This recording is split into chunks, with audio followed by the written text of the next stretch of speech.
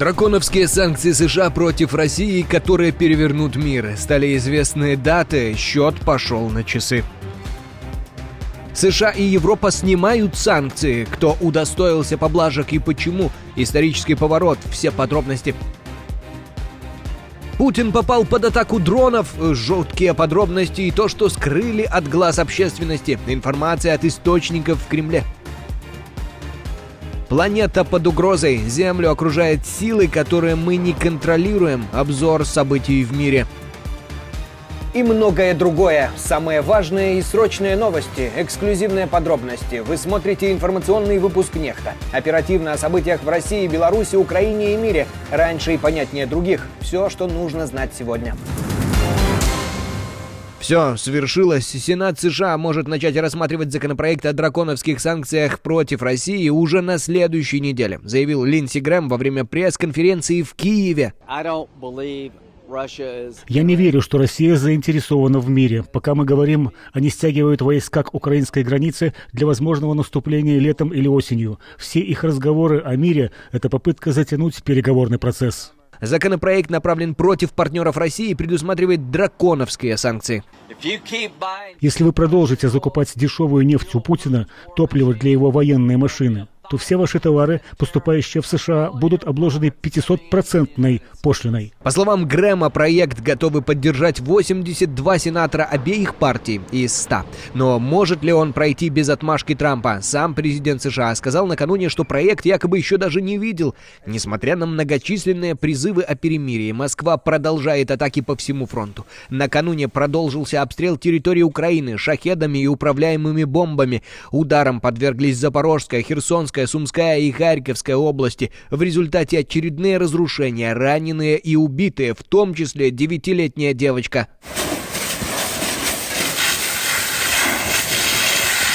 Кроме снарядов, в сторону Украины летят и очередные угрозы.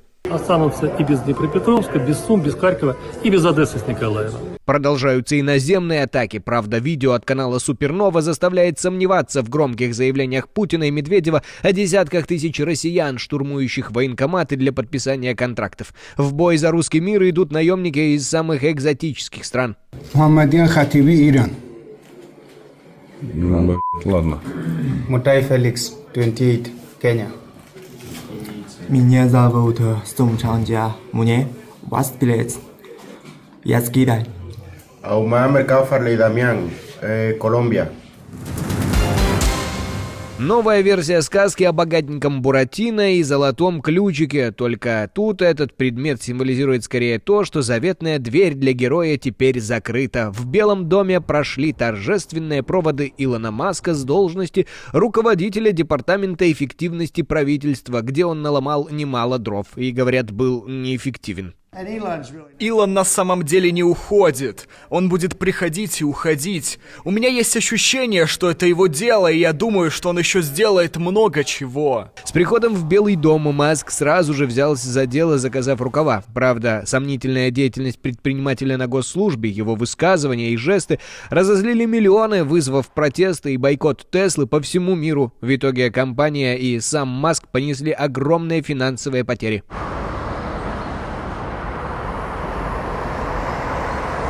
Сцена прощания запомнится не только золотым ключиком, но и фингалом, с которым один из самых богатых людей в мире появился в Белом доме. Как думаете, кто так разукрасил Илона? Наши подписчики в Телеграм уже накидали версий. Присоединяйтесь к голосованию.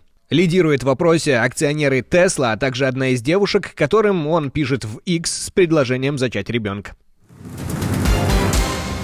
Трамп жмет на газ и мчит вперед без тормозов в экономических войнах. С 4 июня 50% тарифа на импорт стали. Это вдвое больше прежнего. Американцам обещают десятки тысяч новых рабочих мест и заводы мечты в Пенсильвании и Индиане.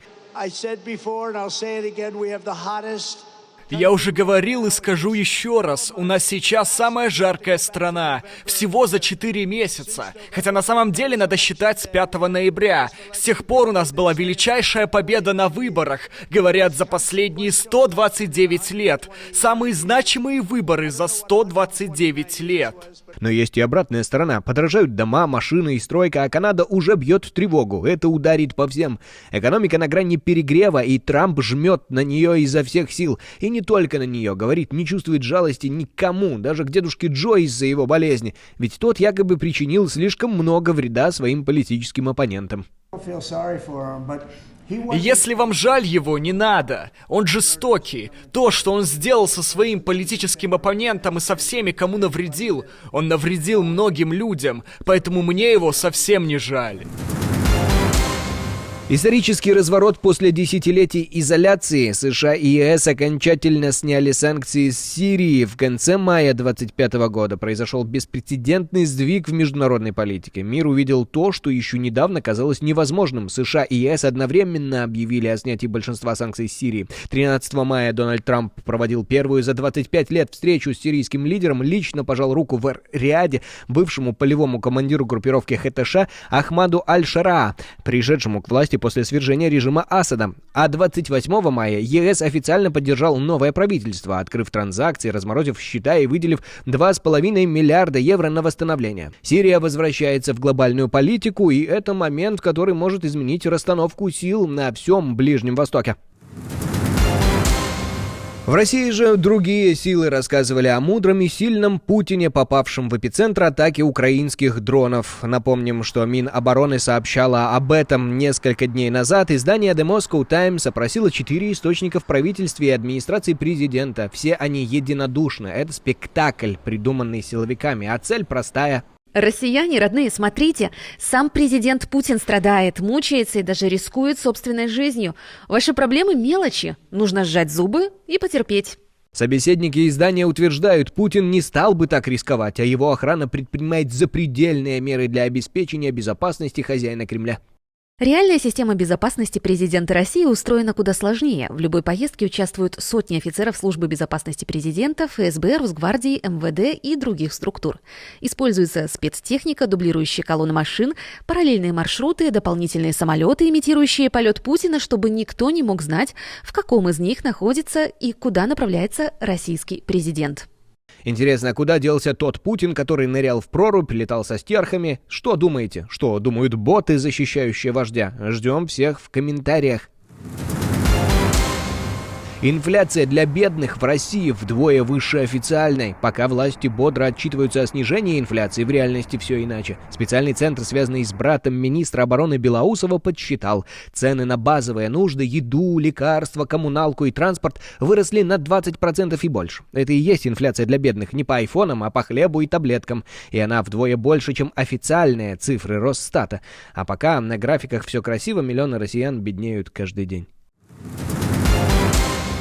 Рекорд достойной книги Гиннесса. Вы не поверите, академиком Российской академии наук стал человек, не написавший ни одной научной работы. Такой чести удостоился Николай Азаров, бывший премьер-министр Украины времен Януковича. После победы Евромайдана Азаров ретировался в Австрию, а потом перебрался в Россию. На родине против него возбуждено несколько уголовных дел, в частности по обвинению в госизмене и превышению власти. Избрание Азарова стало беспрецедентным случаем. Впервые академиком Российской академии наук выбрали человека с нулевым индексом Хирша, то есть в международных базах Scopus и Web of Science не зафиксировано ни одного цитирования его работ. Ошибка вышла. А вот двум действующим членам-корреспондентам РАН в праве стать академиками отказали. Профессора-лингвиста Уральского госуниверситета Елену Березович и директора Института русского языка Федора Успенского прокатили, скорее всего, из-за открытого антивоенного письма, которое они подписали в 2022 году. Орбан идет в разнос по полной, обвинил украинцев в 80% всех банковских афер Европы. Украина опасная страна, говорит премьер Венгрии, обвинил украинскую мафию в большинстве международных финансовых преступлений. По его словам, почти все аферы оттуда. И добавил, никакого членства Украины в ЕС быть не должно, только отдельные сделки, если они выгодны Венгрии. Легко вытаскивают из нас деньги, воруют около 8 миллиардов форинтов с помощью подлых афер. Но кто тут на самом деле опасен? Пока Орбан шокирует заявлениями, его самого в ЕС уже многие давно называют диктатором. Он душит суды, независимые СМИ, разгоняет активистов и строит иллиберальное государство. Пока он кивает на Украину, его правительство утопает в коррупции. Так что кто тут кого? Планета под угрозой, Землю окружают силы, которые мы не контролируем. 3 астероида подкрались из тьмы почти вплотную, и мы почти их не заметили. Ученые с тревогой сообщают, у Венеры обнаружены 3 гигантских астероида, скрытых в ослепляющем свете Солнца. Их называют дневными убийцами, потому что они подкрадываются с той стороны, откуда телескопы бессильны. Один такой камень, и энергия удара в 1 миллион раз выше Хиросимы. Их орбиты нестабильны, и любое гравитационное возмущение может бросить их в сторону Земли. Мы не готовы, и мы их не видим, а удар может быть внезапным. Жара как предупреждение или пекло по-арабски. Объединенные Арабские Эмираты задыхаются и закипают. Температура почти 52 градуса по Цельсию. В пустыне новый ад. Абу-Даби устанавливает температурный рекорд мая. Плюс 51,6 градусов по Цельсию. Асфальт плавится, кондиционеры отказывают, люди падают в обморок, власти не отменяют смены, рабочие умирают в прямом смысле. Климатологи говорят, это не жара, это новая норма. Земля содрогается, просыпаются вулканы. За сутки 5 активных вулканов на 3 континентах. Камчатка, Гватемала, Индонезия. Пепел, рев и грохот, столбы дыма до 4 километров. Все синхронно. Ученые бьют тревогу, нарастает тектоническое давление. И это может быть не случайность, а начало цепной реакции катастроф и большого сдвига по всей планете. ПСЖ против Интера. Финал Лиги чемпионов УЕФА, который выходит за пределы футбола. Это уже больше, чем просто матч. Это столкновение моды, музыки и миллиардов евро на стадионе Альянс-Арена в Мюнхене. Париж против Милана, стиль против стиля, молодость против опыта, Линкин Парк с новой вокалисткой, классикой, гимны фанатов, скрипка и стадион, кипящий как подиум. Один играет в финале впервые, другой охотится за 4-м титулом. Финал в Мюнхене, где всегда побеждали новички. Впереди не просто игра, а целое культурное шоу, финансовый рекорд и, возможно, новый король Европы.